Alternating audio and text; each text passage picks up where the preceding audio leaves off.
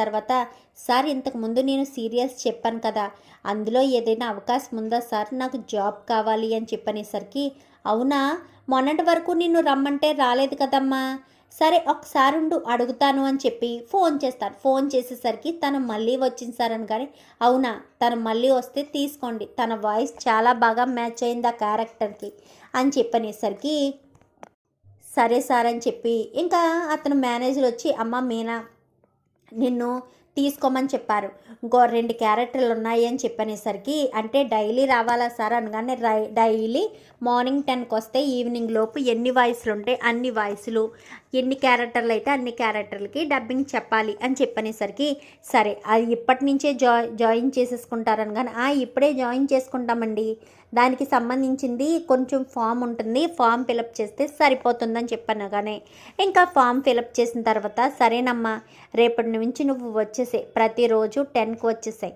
ఒకళ్ళ తర్వాత ఒకరికి షెడ్యూల్ ఉంటుంది, వాళ్ళ ప్రకారం వాళ్ళ వాయిస్లు వాళ్ళు ఇచ్చుకోవచ్చు అని చెప్పనేసరికి, సరే సార్ అని చెప్పి బయటకు వస్తారు. అసలు నీకు ఇదంతా నిజంగా నువ్వు చెప్పావనగానే, మీకు నమ్మశక్యంగా లేకపోతే రండి లోపలికి అని చెప్పి లోపలికి తీసుకెళ్తారు. అదేంటమ్మ మీద మళ్ళీ వచ్చావనగానే, ఒక్కసారి నేను ఇంతకు ముందు డబ్బింగ్ చెప్పిన క్యారెక్టర్ది ఒక్కసారి చూపిస్తారా, మా వారు వింటారంట అని చెప్పనేసరికి, సరేనని అక్కడ లవ్ ప్రపోజ్ చేసింది అది ఉంటుంది కదా, అది చూపిస్తాడు. చూపించేసరికి నిజంగానే ఇక్కడ వాయిస్ చేసి చెప్పింది మా ఆవిడేనా అని చెప్పాను. కానీ అవునండి, మీరు నమ్మశక్యంగా అనిపించడం లేదా, వాయిస్ చెప్పడం ఏంటంటే ఫీల్ అవుతూ చెప్పాలి, తను నిజంగా ఫీలింగ్లో ఉన్నట్టుగానే చెప్పింది, అందుకే ఆ ఎపిసోడ్కి రేటింగ్ చాలా బాగా వచ్చింది, అందుకోసమని మళ్ళీ సార్ మిమ్మల్ని తీసుకోమన్నారని. కానీ సరేనండి వెళ్ళో వస్తాను, రేపు వస్తానని చెప్పి మీనా బయలుదేరిపోతుంది. ఇంకా ఇంటికి వచ్చేసిన తర్వాత, వచ్చారమ్మా బాలాదూర్ తిరిగి ఇద్దరు వచ్చారు, ఏంటి గేట్లు మూసేశారా అని చెప్పనేసరికి, గేట్లు మూసేశారు, మీరు వెళ్ళి తీస్తారా అనేసరికి, వీళ్ళకి ఎక్కడ జాబ్ వస్తుంది అని పక్క నవ్వేసరికి, నవ్విన నాపచేనే పండుతుంది, చూడమ్మా ఇల్లు మింగినావిడ, నువ్వు అనుకున్నట్టు అక్కడ గేట్లు మూయలేదు, డోర్లు క్లోజ్ చేయలేదు, మేము వెళ్ళడంతో రండి అని చెప్పి మీనాకి నా భార్య మీనాకే అక్కడ డబ్బింగ్ ఆర్టిస్ట్గా జాబ్ ఇచ్చారు. ప్రతిరోజు ఉదయం 9ంటికి వెళ్తుంది, సాయంత్రం 6ంటికి కానీ రాదు, అప్పటి వరకు ఏ పనులున్నా మీరే చూసుకోండి. చూడు మీనా, ఉదయాన్నే లేగు, నీకు టిఫిన్ ఒకటే సెట్ అవుతుంది కదా, టిఫిన్ మాత్రమే చెయ్యి, భోజనం ఏమీ చూసుకోవద్దు, అన్నీ వీళ్ళే చేస్తారు.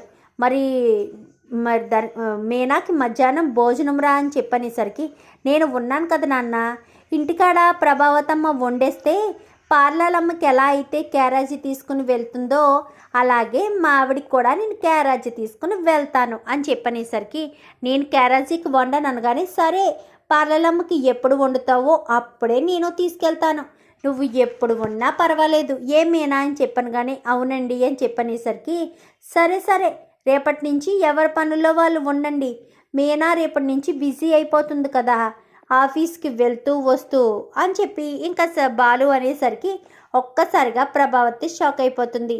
వెళ్ళొస్తాను అత్తయ్య గారు, అదే ఈరోజు కాదు రేపటి నుంచి అని చెప్పాను. కానీ ఏంటిలా జరిగింది, ఏంటి రోహిణి ఏంటిదంతా అని చెప్పాను. కానీ అదే నాకు అర్థం కావట్లేదు అత్తయ్య, ఆర్టిస్ట్గా మీనాని తీసుకోవడం ఏంటి వాయిస్ ఓవర్గా అని చెప్పనేసరికి, అదే కదా నాకు అర్థం కావట్లేదు, మామూలుగానే బాలుగాడు భూమి మీద నిలబడడు, అదే వాళ్ళ ఆవిడ పని చేస్తుందని తెలిస్తే ఇంకా నిలబడతాడా, ఇంకా ఏ పని చేయనివ్వడు అని చెప్పి అనేసరికి మరుసటి రోజు ఉదయాన్నే మీనా బయలుదేరుతుంది.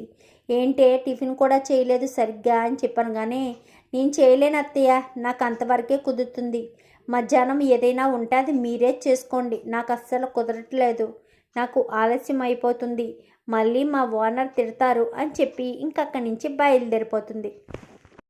ఇప్పటికైనా మీనా మంచి పని చేసింది కదా నాన్న అని చెప్పాను. కానీ అవునరా బాలు, ఎప్పటికైనా మీనా సుఖపడుతుంది, ఇంట్లో ఉండి వీళ్ళతో మాటలు పడుతూ చేస్తున్నా కానీ వీళ్ళు దెప్పిపడడం మానరు కదా, అందుకోసమని మీనా జాబ్కి వెళ్తానంటే సరే అని ఒప్పుకున్నాను, ఇప్పుడు వెళ్ళి కోడలకు కావాల్సినవన్నీ కూడా ప్రభావతమ్మే చూసుకుంటుంది, ఈ లక్షలు మింగినవిడి ప్రేమకు కోడలే ముగ్ధురైపోతుందిలే, ఎలాంటి ఇబ్బంది లేకుండా అని చెప్పి ఇంకా బాలు అనేసరికి, అది కాదురా బాలు, మరి నీ కారు ఏమైంది అని చెప్పాను కానీ అది నాన్న అని చెప్పనేసరికి, నువ్వేదో నా దగ్గర నిజం దాస్తున్నావేమోనని అనిపిస్తుంది అని చెప్పాను కానీ, సరే నాన్న, ఇంకా నీ దగ్గర నిజం దాయడం ఎందుకు, నిజమే అబద్ధం చెప్పడం ఎందుకు, నిజమే చెప్పేస్తాను, నా కారు ఫైనాన్స్ తీసుకువెళ్ళిపోయాడు అని చెప్పనేసరికి, మరి ఇప్పుడు ఏం చేస్తావరా అనగానే, లేదులే నాన్న, మరొకరి దగ్గర పర్సనల్ డ్రైవర్గా జాయిన్ అయ్యాను, రేపటి నుంచి ఇంకా జాబ్కి వెళ్ళిపోతాను,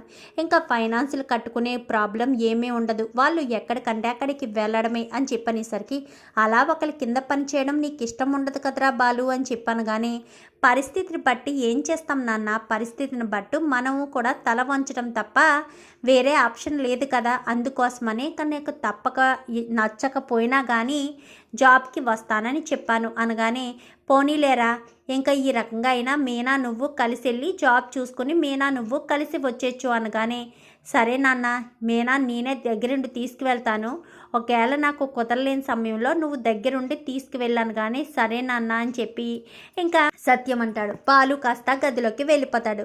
చాలా థ్యాంక్స్ అండి అంటూ మీనా బాలుని హత్తుకుంటుంది.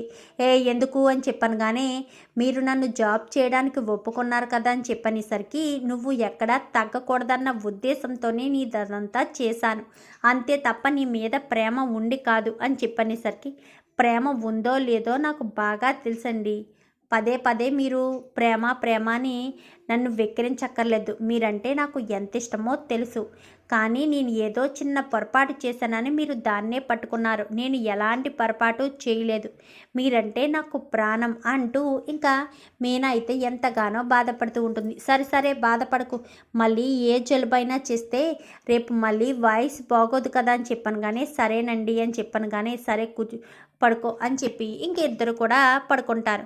మరుసటి రోజు ఉదయాన్నే ఎవరి హడావిడిలో వాళ్ళు వెళ్ళిపోతారు.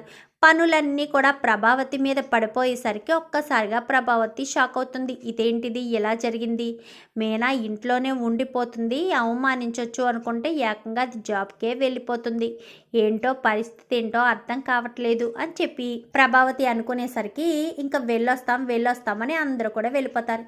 వెళ్ళి ప్రభా, నీ డ్యూటీలో నువ్వు జాయిన్ అవ్వు అంటూ సత్యం చెప్తాడు. చూద్దాం మరి రాబోయే ఎపిసోడ్స్లో ఇలాగే జరగాలని మీరు కూడా కోరుకోండి. వీడియో నచ్చితే లైక్ చేయండి, ఛానల్ని సబ్స్క్రైబ్ చేసుకోండి, పక్కనే ఉన్న బెల్ సింబల్లో ఆల్ పై క్లిక్ చేయండి. ఎలా చేయడం వల్ల అందరికంటే ముందుగా చూడవచ్చు.